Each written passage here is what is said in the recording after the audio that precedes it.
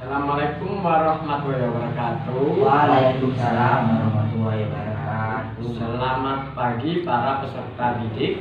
Selamat pagi, Pak. Nah, sebelum itu pertama-tama di sini saya akan menjelaskan tentang beberapa ilmu filsafat. Nah, jadi filsafat itu sendiri yaitu ilmu yang tak terbatas. Hanya karena menyelidiki suatu bidang tertentu dari realitas yang tertentu saja. Nah, jadi maksudnya filsafat itu sendiri yaitu cara kita berpikir secara kritis dalam keadaan yang kritis tertentu untuk bisa menyelesaikan suatu sebab atau akibat pada masalah itu. Nah, selanjutnya di sini yaitu saya akan menerangkan tentang macam-macam filsafat pada olahraga. Nah, yang pertama yaitu macam-macam filsafat itu, yang pertama idealisme. Idealisme yaitu pikiran terhadap kunci yang merupakan segala sesuatu. Nah, di sini yaitu idealisme sendiri itu sebagai pokok utama dalam menjalani segala sesuatu yang akan kita lakukan.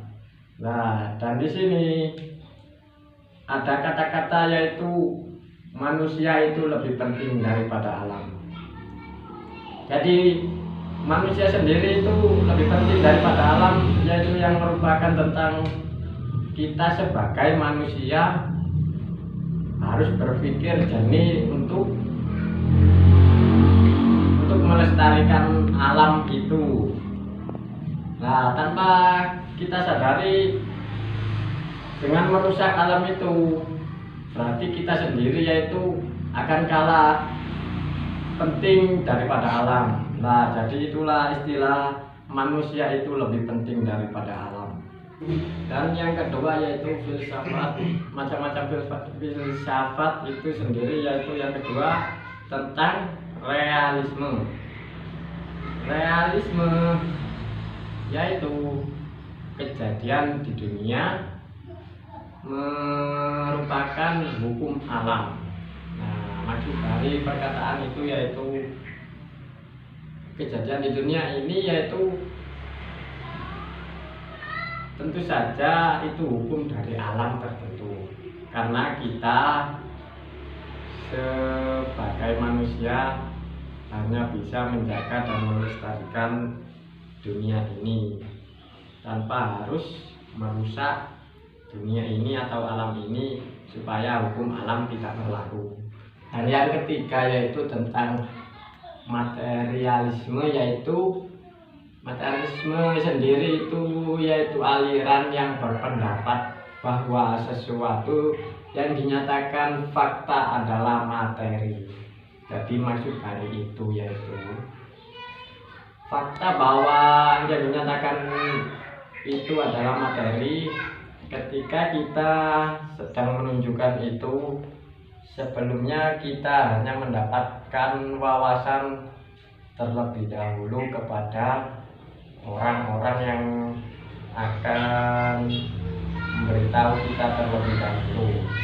Nah, jadi di sini fakta itu yang merupakan materi tidak berarti itu fakta, tetapi di luar kepala kita, jadi itu materi. Nah, sebelumnya mungkin itu yang bisa saya dapat dari yang macam-macam yang ketiga. Nah, dan yang terakhir di sini yaitu ada monoisme. Monoisme sendiri yaitu aliran yang berpendapat bahwa dari asalnya inti dari semua yang ada di dunia ini hanya ada satu, baik berupa materi maupun rohani. Nah, di sini yaitu dijelaskan tentang monoisme itu sendiri, yaitu asalnya inti dari, contohnya ya, inti dari masalah itu bisa diselesaikan dalam materi atau rohani itu yang bisa dimaksudkan dari kata saran. Nah, jadi gitu. Untuk orang yang memberi saran itu sendiri, yaitu di situ orang yang memberi saran itu sendiri dia merupakan orang yang sudah mempunyai ilmu filsafat tentang monoisme. Nah, jadi orang itu bisa menyelesaikan masalah tertentu dalam permasalahan orang lain yang dijalaninya, sehingga masalah itu akan cepat terselesaikan. Nah, dan selanjutnya yaitu di sini kita harus mempelajari ilmu filsafat itu sendiri, karena di situ filsafat membantu kita memahami bahwa sesuatu tidak selalu tampak seperti apa adanya. Nah, jadi filsafat itu sendiri memberikan contoh tentang bagaimana permasalahan yang ada atau olahraga yang ada tidak selalu tampak apa yang difikirkan, apa yang ada di pikiran kita.